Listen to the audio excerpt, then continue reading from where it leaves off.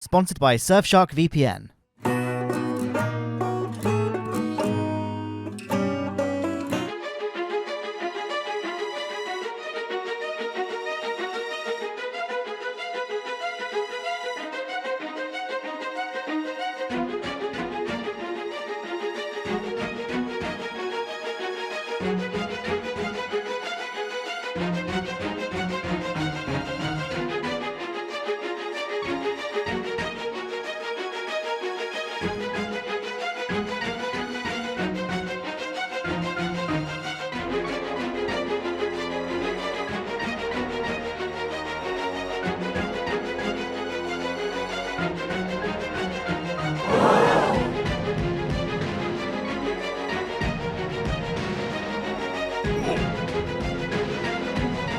Oh no!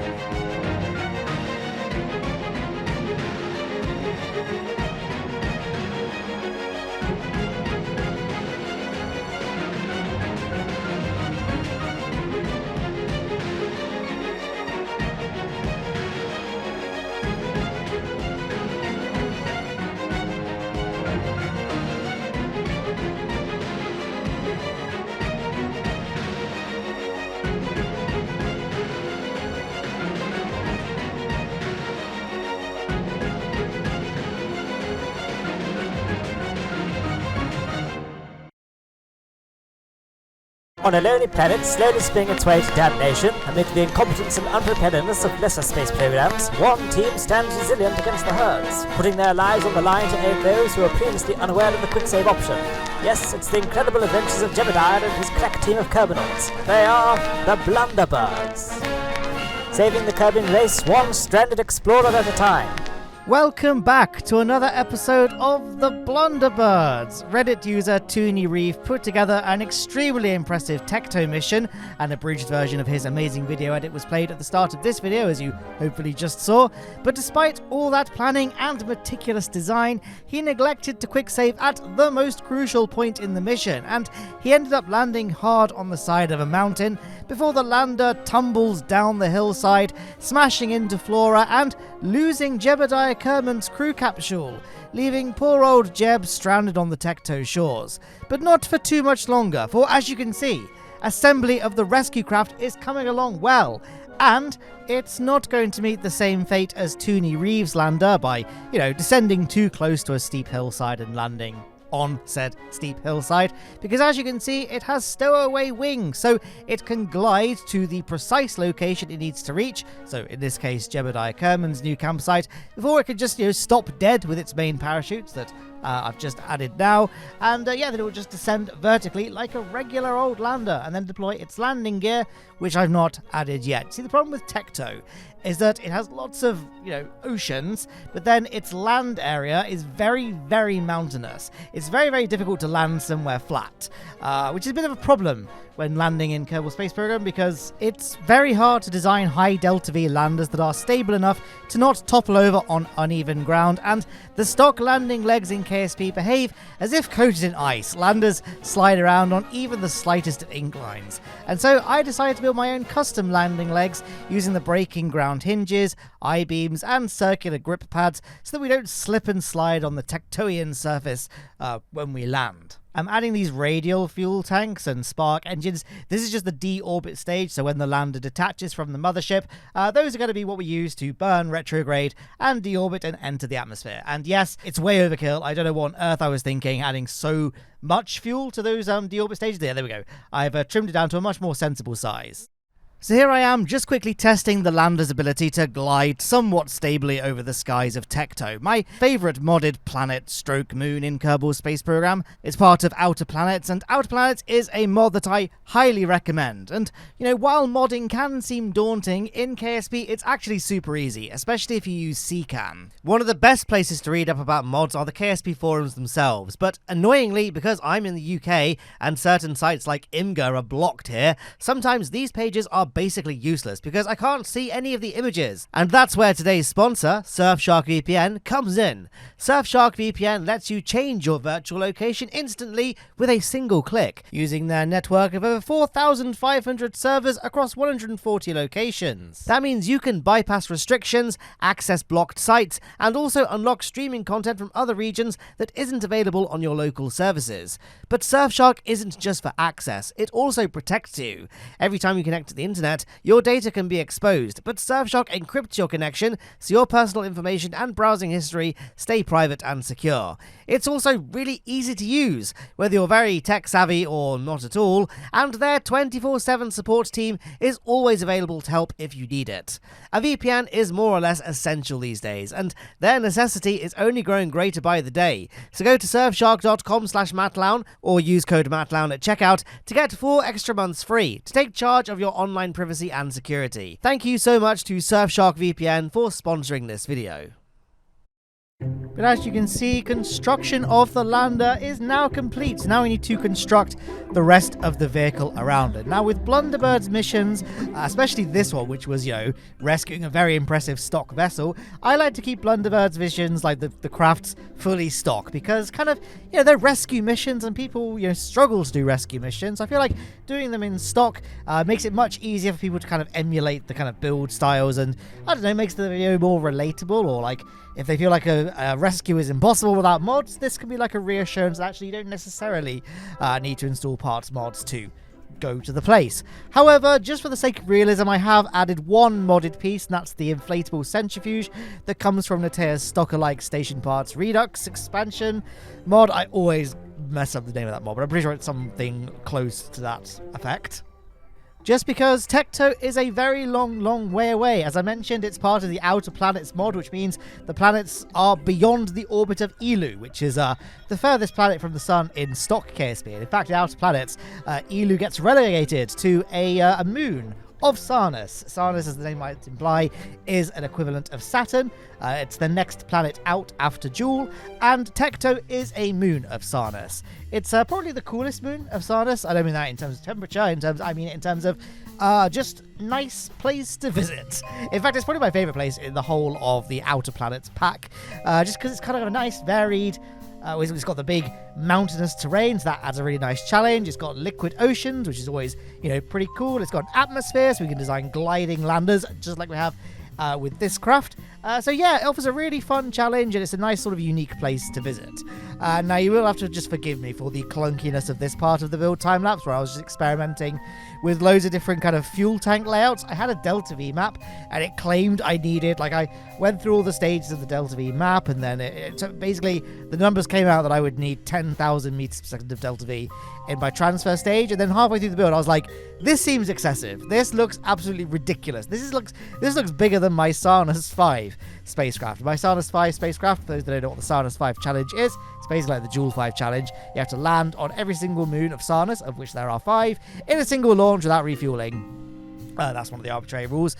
So yeah, I did that, and it was a smaller rocket than this. I'm like, I don't think we need that much. So I just sort of eyeballed it and thought, this looks about correct. I don't recommend taking this approach if you're designing craft yourself, but that's the approach I took. Do as I say, not as I do, I guess.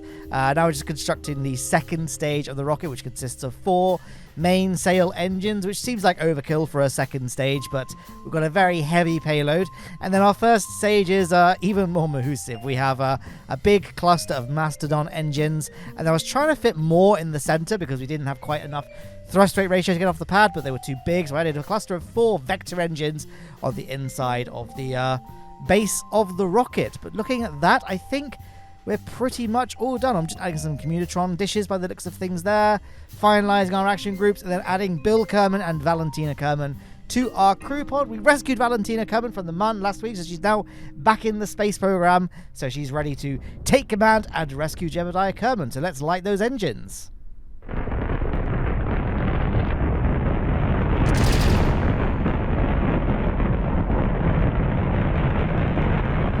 So, yeah, not the fastest of starts, in part due to the fact that this is a very big, heavy rocket, so the thrust-to-weight ratio is not great, and also in part due to the fact that, you know, KSP's frame rate tends to chug a little bit with craft of this size.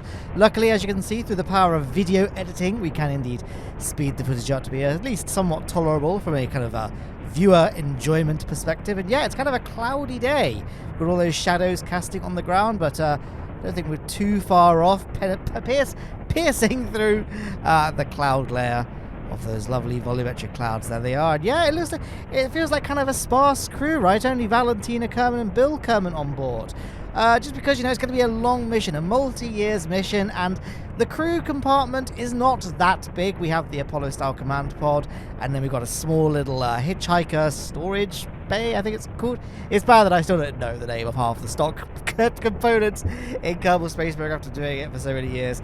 We have that, and then obviously we have the centrifuge rig as well, which I guess makes up the lion's share of the habitable, you know, modules, but still, it's kind of small and cramped, so we've just got a modest crew of 2. Obviously, that will become a crew of 3 once we rescue Jebediah Kerman from the surface of Tekto.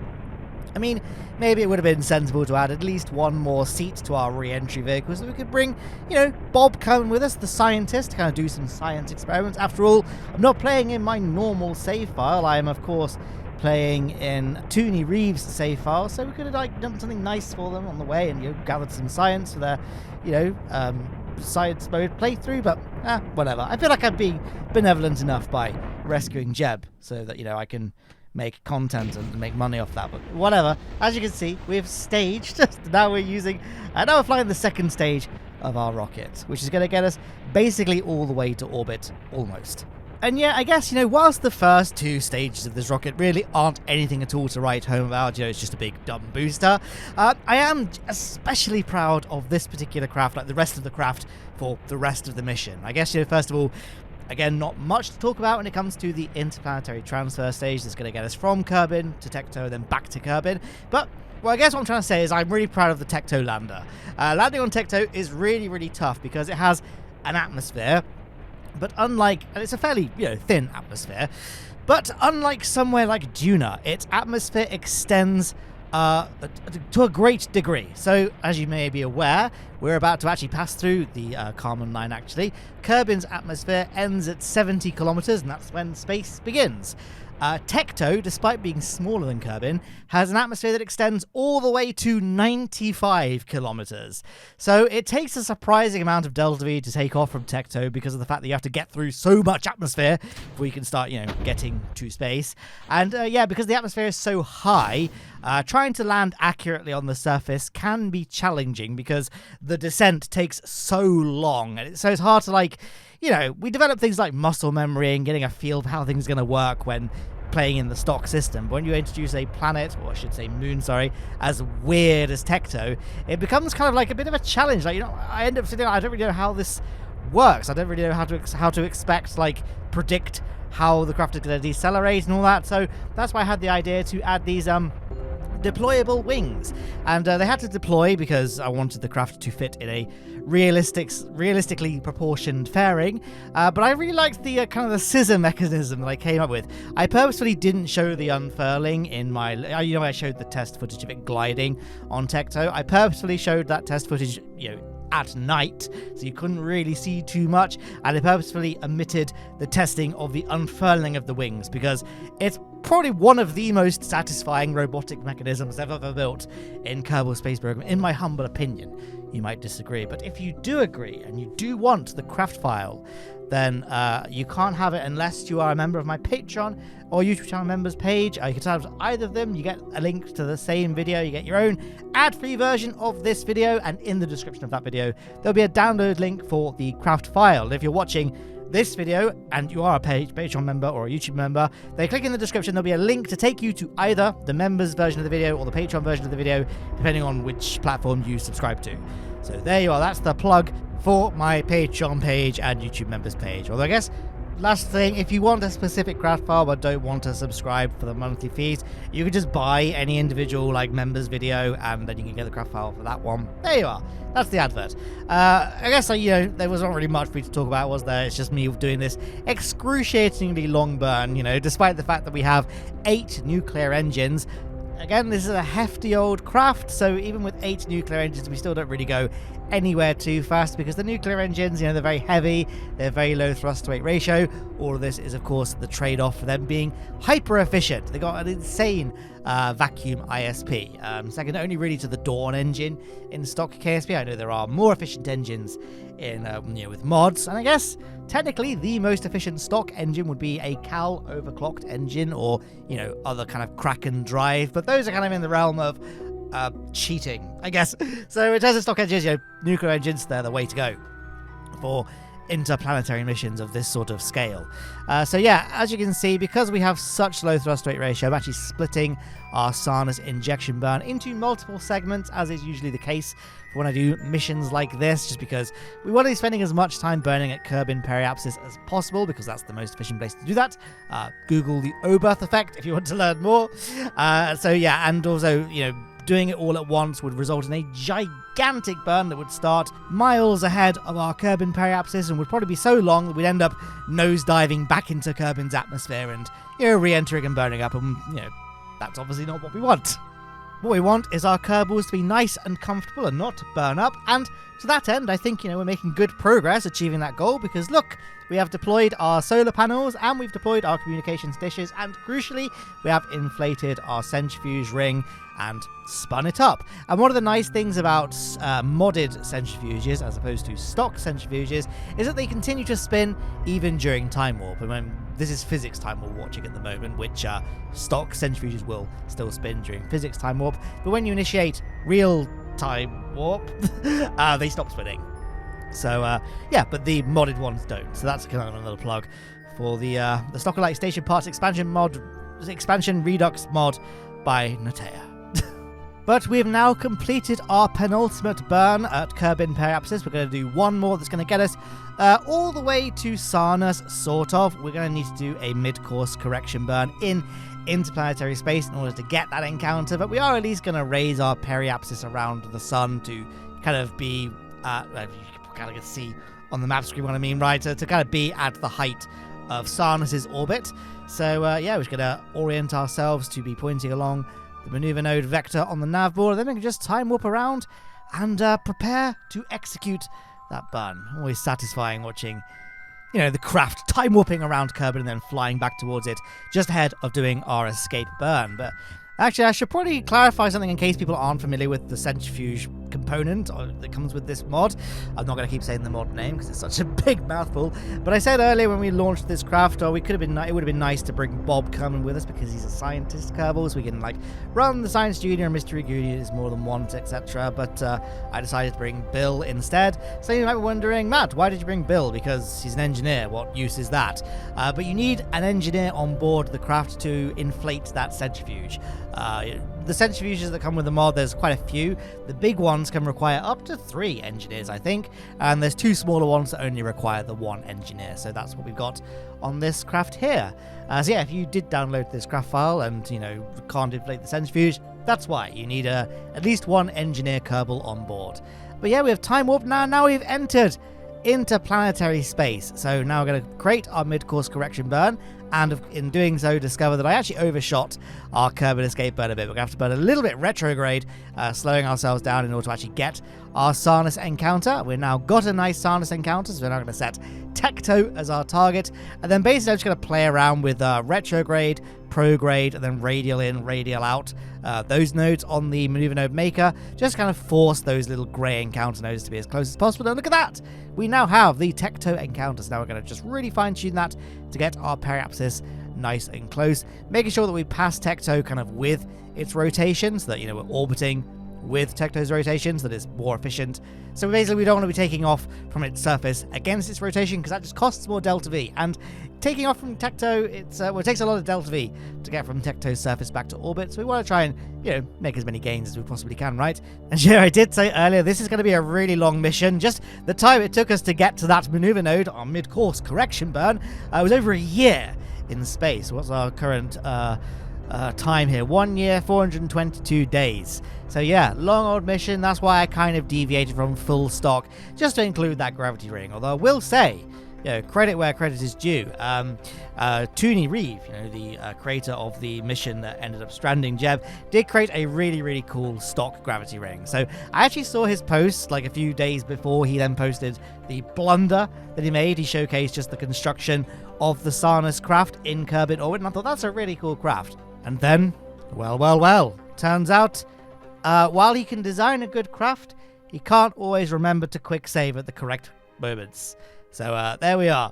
So if there's a lesson to be learned, guys, it's use quick saves. I know there's kind of a school of thought where it's like quick saves are for noobs and you should play with quick saves and quick loads disabled. And while I think that is admirable, KSP is kind of a janky game. It's got a bit of a spaghetti code and it's very common to encounter Kraken attacks when doing missions, and you can kind of lose your crew, lose your craft through no fault of your own. So if you want to play with no save files, like no quick saves, quick loads, I still think it's good to make quick saves and quick loads, but then only actually make use of those if something goes wrong that wasn't your fault, basically, like the craft just happens to wobble itself apart due to a Kraken attack or something like that.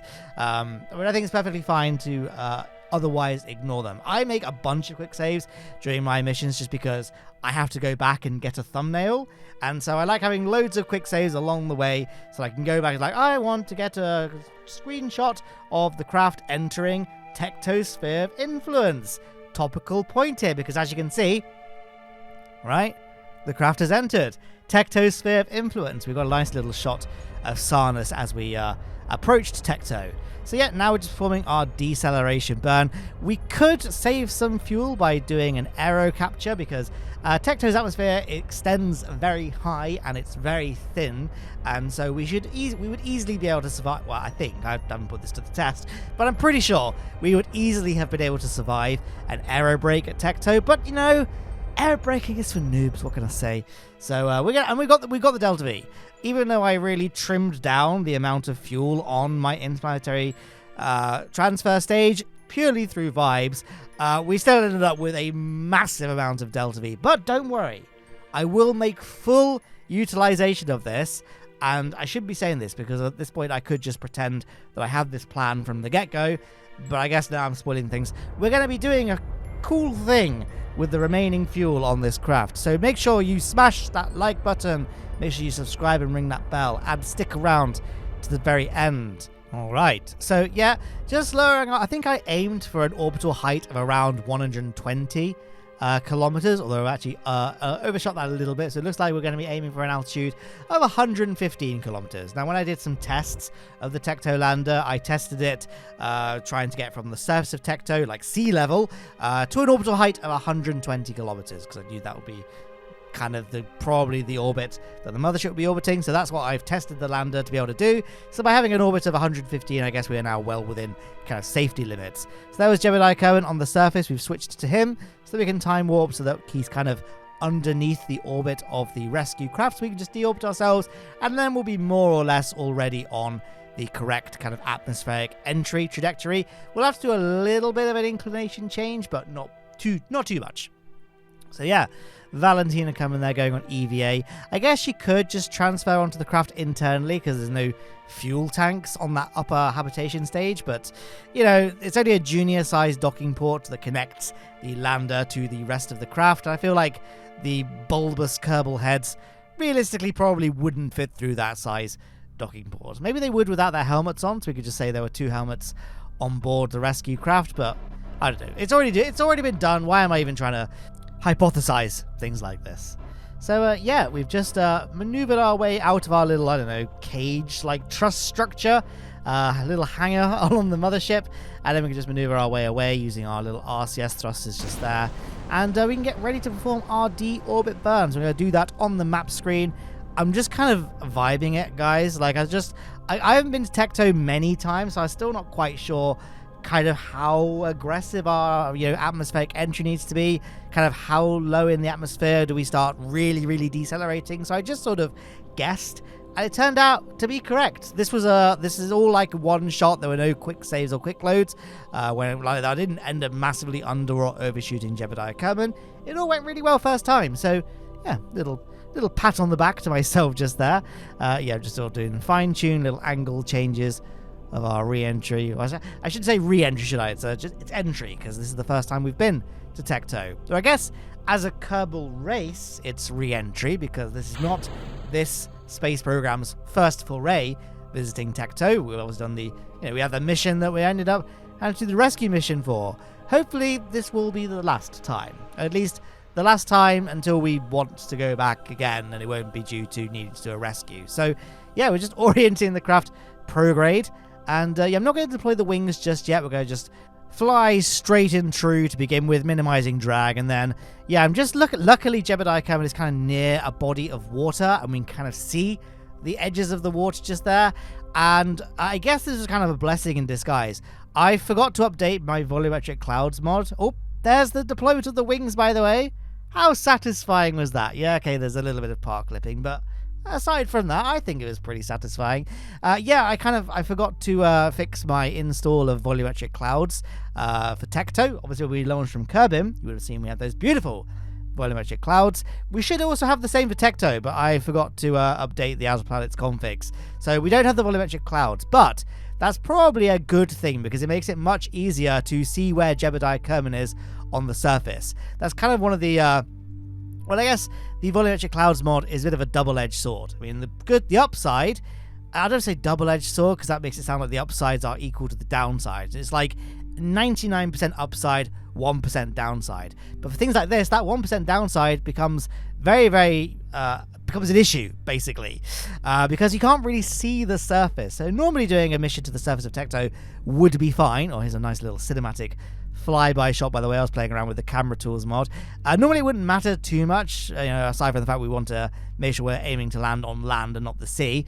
But when we need to land somewhere very, very specific, and it's a very, very small landing area, literally the size of a Kerbal, it's better that we can see the surface a lot more easily. We haven't got all these big clouds occluding our view of things, because that's what we need to do on this mission. So yeah, I mean, I guess that was probably one of the undoings of touny-reeve, because maybe they couldn't see the surface too well, and that's why he ended up, coming down and landing on a mountainous slope. I don't know, but for this kind of purpose, it's better to not have all those occlusive clouds obscuring where exactly we need to go to locate Jebediah Kerman.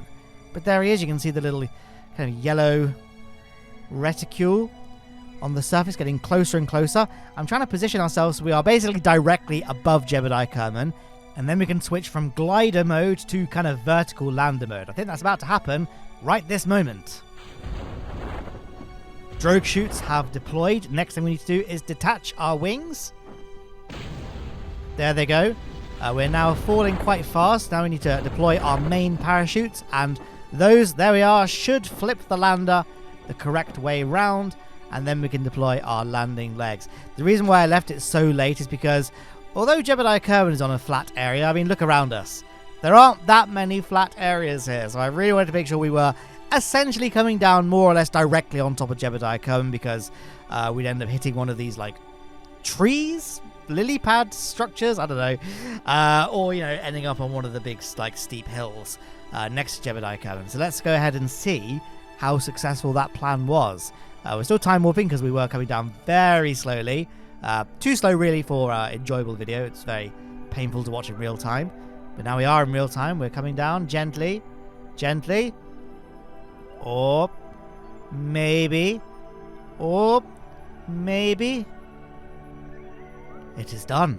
And yes, now you can see why I wanted to have grip pads as our landing legs. Because if we had the normal stock landing gear, we would be sliding all the way down here, and then we'd probably hit one of those like rocks, and knowing how KSP physics can behave with surface scatter, it would probably ping us and flip us over, and it would have been a disaster. So that's why we got those kind of landing legs using the grip pads there. Grip pads, as the name would suggest, grip the surface. So yeah, they are often superior to the actual landing legs in stock KSP. I know that seems a bit paradoxical. The reason I think is because the landing legs obviously were there from almost day one of KSP, whereas the grip pads were added almost at the very, like, one of the last patches. Not literally, but like one of the very later on patches.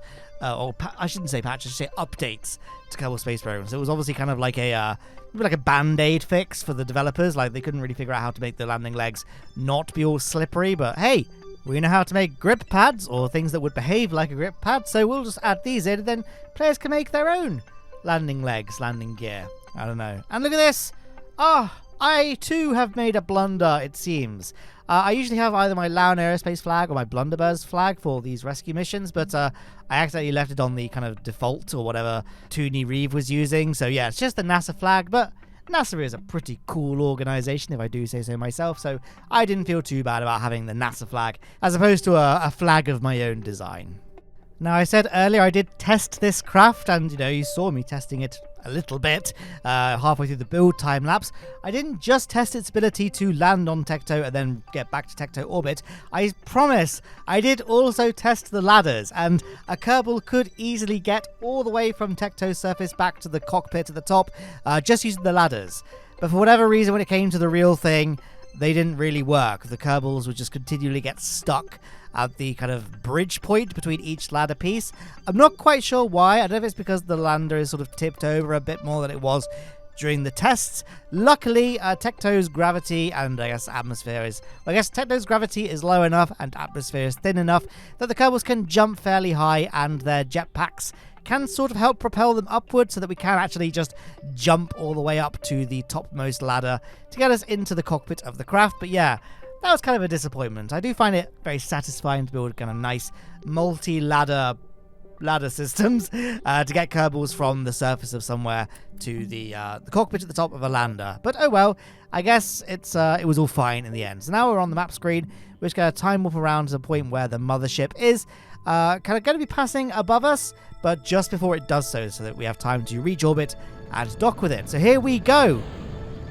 We have lifted off, and we have detached our landing legs, because the landing legs, because they're kind of built with those heavy stock I-beams and robot pieces, they were quite heavy. They were really detracting from our Delta V potential, not to mention they induced a lot of drag, so we staged them much like I would for an Eve lander upon liftoff. So yeah, the lander is a lot more bare bones than it was when it first entered the atmosphere of Tekto. It's lost its beautiful wings, it's lost its cool little landing legs, but in doing so, it has gained the Delta V required to reach orbit. So don't take any part of this video really as a tutorial, because it was all kind of not that well designed. But don't take this particular part of the video as a tutorial on how to reach Tekto orbit, because I don't really know what I'm doing. I just thought I'd pitch fairly close to vertical with only a very, very mild gravity turn during the lower parts of the atmosphere, because if we tip over too soon, we'll end up flying flat, and we're like barely even a third of the way up through the atmosphere. So my understanding is the best kind of gravity turn on Tekto is to burn fairly low thrust. You don't want to accelerate too much, just get yourself out of the atmosphere, and then when you're much higher up, then start doing a proper gravity turn. So that's what I'm doing here. But yeah, I mean, there's probably like a tutorial, or at least examples of much more efficient gravity turns and orbital burns to reach Tekto orbit from its surface. But I made it. I got here with Jebediah Kerman and Valentina both safely on board. So if it's stupid and it works, is it really stupid? Maybe, but it worked, so let us not dwell on it too much. So our target vessel is actually going to be a little bit ahead of us, but our lander is in a lower orbit, and a lower orbit is a faster orbit. So as you can see, just by playing with the maneuver node maker here, we can get a pretty close encounter on the other side of the moon. We're low enough so we can catch up and make up that difference in kind of orbital position. So yeah, I was aiming to get under 1 kilometer separation, that anything after that was just a bonus. I think I got it down to it is a bit twitchy, I admit, watching the footage back, but yeah, I think I got it down to 0.5 0.6 kilometers separation. I don't know, we're definitely going to be close enough where we can get a visual on the target, and then we can just kind of get closer and rendezvous by eye, basically.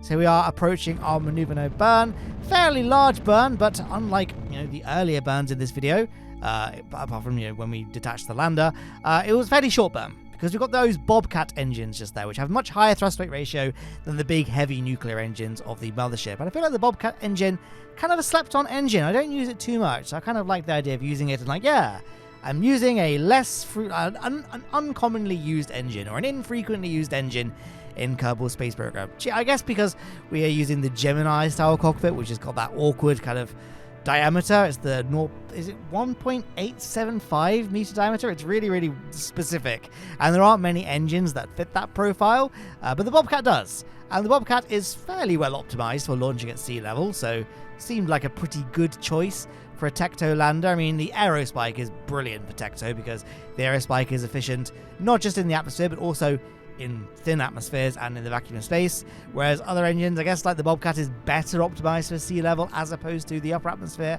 and space, but we had enough delta V, so it was fine. So yeah, as I said earlier, once we got close enough to the vessel, we could just kind of do the rendezvous by eye, and that's exactly what I'm doing. Now, when we departed for the mothership, we could use RCS to kind of get ourselves out of that little girder structure. The RCS blocks, though, were on the deorbit engine tanks, which have now been detached, and we've also got no more monopropellant on board. So we're going to have to coast towards the mothership very slowly. I decided to angle the mothership a bit just to help with the docking, but I don't think I needed to, because look, the magnets on those docking ports easily bring the two ships into alignment, and then we've docked. So we've now completed the hardest part of this mission, which is getting to Tekto, landing on Tekto, getting Jebediah Kerman, and then getting back to Tekto orbit. So now we only have the mere inconvenience of getting from Tekto all the way back to Kerbin. Now, the last time I did this was a few weeks ago. I recreated the Project Hail Mary ship, and there's going to be no spoilers for Project Hail Mary if you've not seen it, so I'm not going to say any more than that. But I recreated the Project Hail Mary spaceship, I got it to Tekto, and I was planning on just leaving it there. But I was like, actually we do have enough fuel to get back to Kerbin. Thus began a 40-minute sequence of me desperately, awkwardly trying to string together gravity assist to get back to Kerbin, because we did not have anywhere close to enough delta V to get there in a single burn. So yeah, it was a nightmare basically. But this time we have plenty delta V. We've got 4,675 meters per second. So we had enough to just basically brute force the escape burn from Tekto. That's going to get us on a direct escape burn from the Sarna's system, and that's then going to get us an encounter, more or less, with Kerbin. So yeah, as you can see, Sarna's is so far out, we can't actually see Kerbin at the moment, or we can now. We can only see as far as Juna on the map screen, but now we can see Kerbin. I'm just sort of fine-tuning the maneuver node maker, trying to get those little grey... Oh, blink and you missed them. There's little grey encounter nodes there. Once they appear, then sort of spin the maneuver node maker around. It's hard for me to kind of articulate this method of me just getting an encounter and then just spinning the maneuver node around the orbit and then playing around. It's just trial and error. Just play the game lots and you'll kind of get a knack for it, I guess, is the moral to that, or the lesson to be learned there, even though there's no real lesson other than practice makes perfect. I guess that's a lesson in itself, right? I don't know.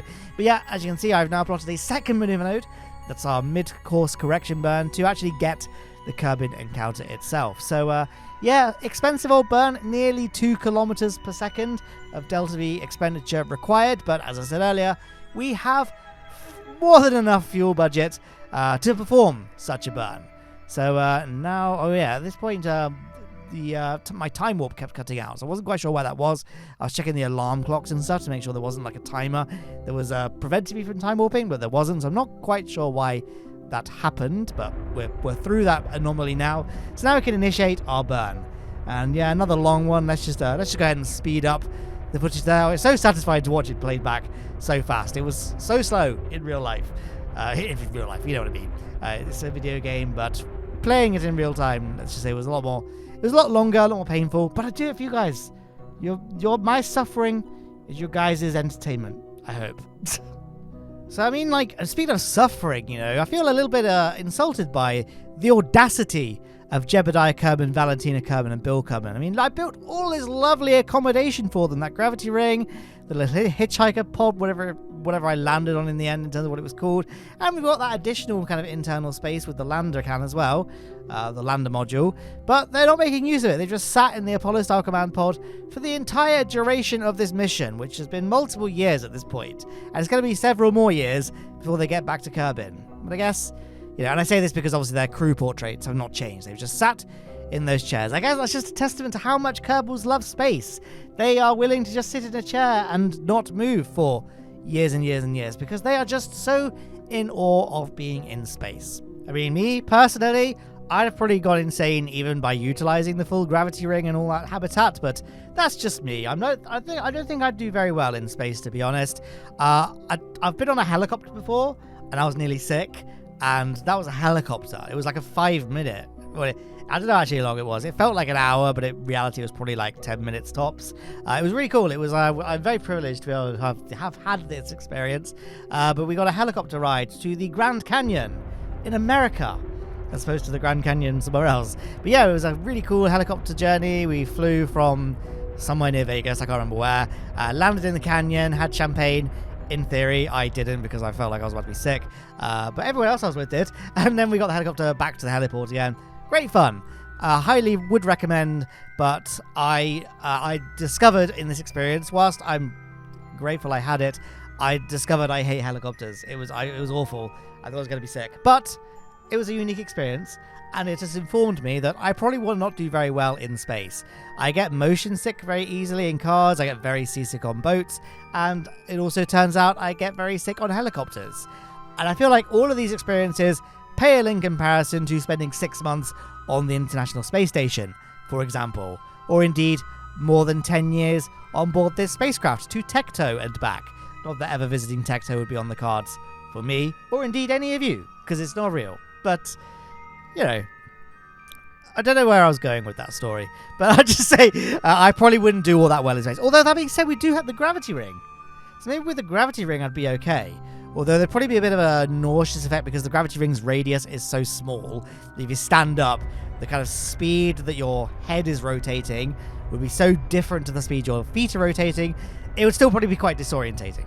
So I said earlier that I had a plan to make use of the massive amount of Delta V surplus we had in this ship, and that is this. I said earlier, aero braking is for noobs. Well, here we go. We're going to capture at Kerbin the proper way. And that's quite nice, actually, because it's not just me that did this, but I think it's been a whole day since I watched his video, so maybe I'm forgetting now. But touny-reeve, you know, the person that we're rescuing Jebediah for, also captured at Kerbin like this. I thought it'd be nice. We leave kind of the mothership in orbit and just re-enter the atmosphere using the re-entry module. What a lovely thought. But then I realized, oh, actually, I don't have any means of deorbiting the command pod.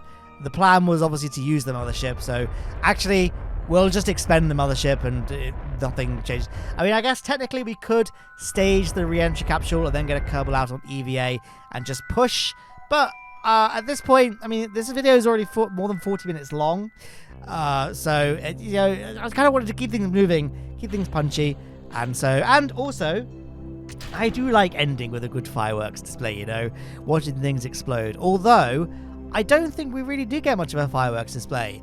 One of the downsides of me capturing at Kerbin and re-entering at nice slow speeds, you know, kind of a bit more realistic to be re-entering at this sort of velocity with this kind of heat shield and command pod, means that actually the re-entry heating that the mothership is exposed to is not really enough to cause things to explode.